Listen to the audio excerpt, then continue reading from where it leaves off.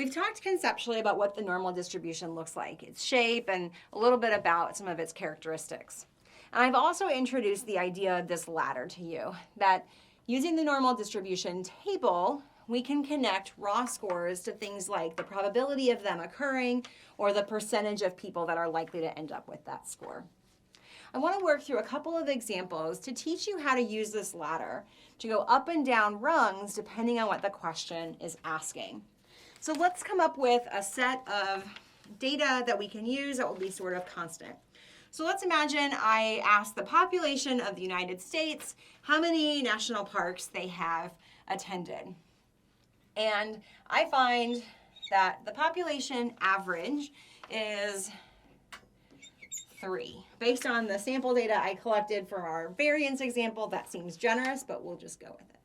So let's say the population mean is 3, and to keep my math sort of easy, I'm going to guess that the population standard deviation is 1.5. So on average, people in the population have visited 3 national parks, and on average in the population, scores are 1.5 parks away from this mean. So let's say I find out that the population mean of parks visited is 3 with a standard deviation of 1.5. I can use this ladder to answer questions like, what's the percentage of people in the United States who have visited 5 parks or more?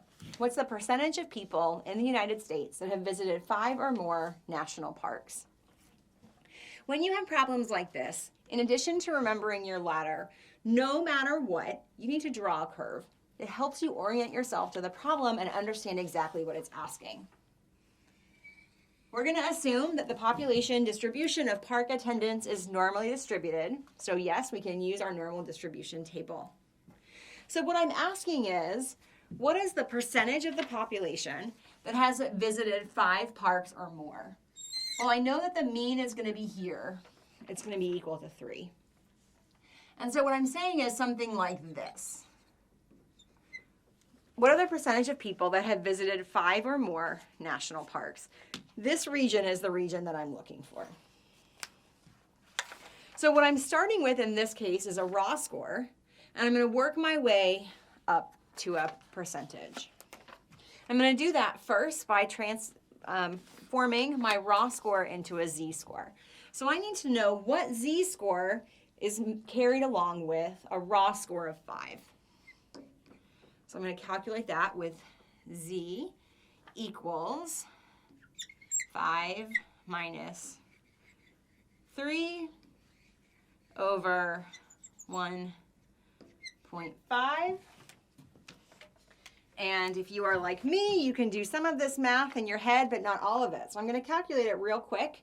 2 divided by 1.5 is going to be a z-score of 1.33.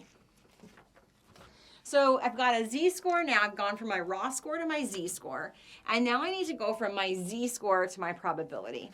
And I'm going to do that by using the probability table.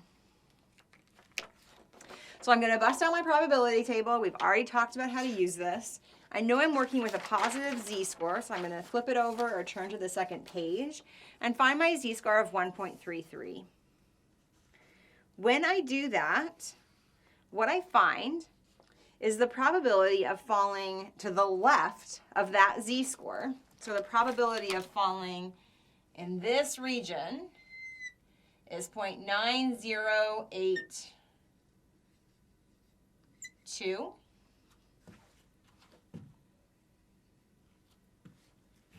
But of course, I'm not interested in the probability of falling to the left of that point. I'm interested in the probability of falling to the right of that point.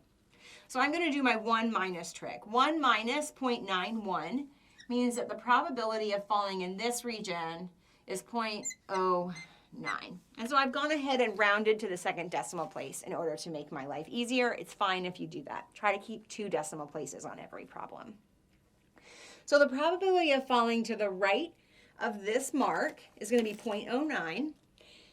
And then I can make my final jump pretty easily because you remember the relationship between probability and percent is either to multiply or divide by 100. So to go from probability to percent, I'm going to multiply, which means that 9% of the population has visited 5 or more national parks. This is purely speculative, but if this data were true, that's how I would use the ladder to find out the percentage of people who have visited 5 or more national parks. So we've used this ladder to go from raw scores to percentages. Let's just talk through an example of going from the top to the bottom. So what if I asked a question like this? How many parks would somebody have to visit to be in the top 1%? How many parks would somebody have to visit to be in the top 1%? My markers are really not happy with me right now. In the top 1%. Again, I'm going to orient myself to the normal distribution. I'm going to draw a curve right away and anchor myself to it. Let's see if a different marker is any better. Oh yeah. Okay, so if I'm interested in the top 1%, then I'm interested in cases that are really high, like the cases that are over here. So I'm talking about the top 1%. And if I want to work down this ladder, I'm first going to say, okay, percent to probability. What's the probability of being in the top 1%? So we've got 1 up here. That's going to end up with a probability of 0.01. So I'm now going to go to my table to make the leap between probability to z-scores. But this time I'm starting with a probability. So instead of starting on the outside and looking in for my information, I'm going to be starting on the inside and looking out. Now, this particular example uses that same trick as the last one because my region of interest is actually to the right of the curve, whereas the table is going to force me to think about to the left of that line. So I'm going to do 1 minus 0.01, which will give me 0.99. And that's the value I'm going to search for in this middle region. I know it's going to be a positive z-score, so I'm just going to go ahead and start there. So I'm looking at all of these inside numbers, and I'm looking for the number that's the closest to 0.99. I see 0.9901. I see 0.9898. 0.9901 is the closest I can get. And that's going to correspond to a z-score of 2.33. So let me write that down. 2.33. So I know that the top 1% of people have a probability of occurrence of 0.01, and that corresponds to a z-score of 2.33. But now I need to translate this information into my raw score data. So I'm going to use my same z-score formula to do this. So using the data we already established, I know that my z-score is 2.33, and that's going to equal x is what I'm looking for. And I'll work through that math while you do, and we will get it going. So I've got 2.33 times 1.5 gives me 3.495 equals x minus 3. Move that 3 over, gives us 6.495 equals x. And if you wanted to round then, you could. You'd end up with 6.50. So the top 1% of people have visited 6.5 parks. Okay, so using this same data, we can also think about more complicated regions on the normal distribution. For instance, I could think about something like, what's the probability of falling between 2 points? So far, we've just talked about the probability of falling above or maybe below 2 points.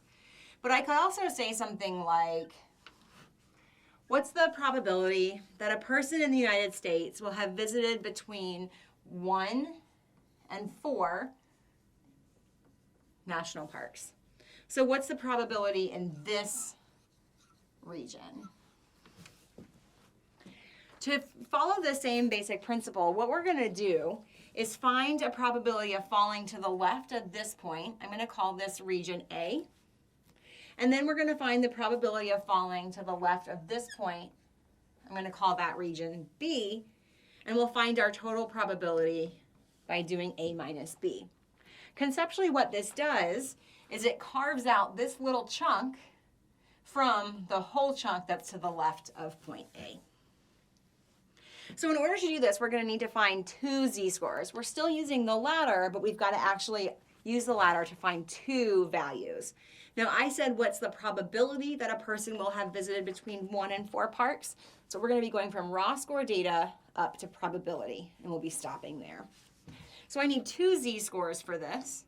I need the z-scores of 1 minus 3 over 1.5, and I need the z-scores of 1 of 4 minus 3 over 1.5.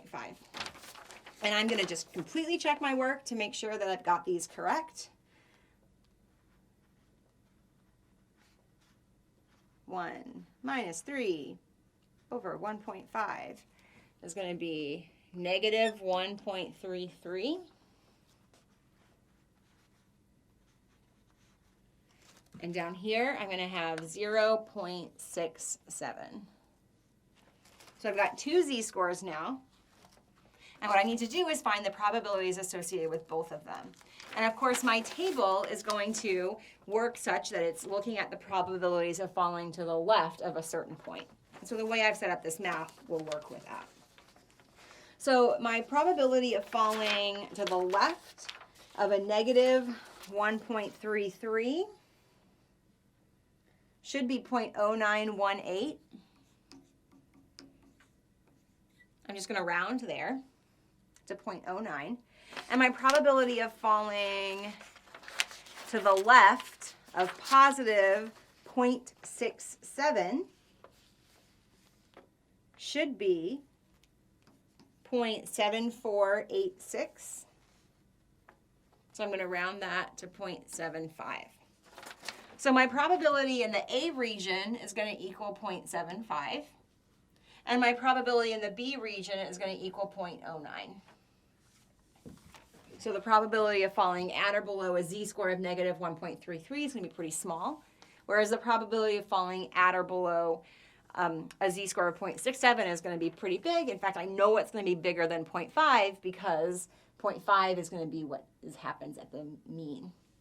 So if I do 0.75 minus 0.09, that should give me 0.66. And just because I'm being neurotic, I'm going to check that work. 0.75 minus 0.09, 0.66. It's always a good day when you can do basic math in your head. So the answer to my question is that there's a probability of 0.66 that an average person, or that a person in America, will have visited between 1 and 4 national parks, assuming this distribution data. Okay, that wraps up our examples with the normal distribution. There's all kinds of ways I can phrase these questions. Every single one of them is going to involve using this ladder to go up and down to the appropriate rung and drawing a curve to think about what is my region of interest. Once you have those pieces of information, you can pretty much solve any kind of problem, no matter how it's set up. Work through some of these problems on your own, and we'll catch you next time with some more new material.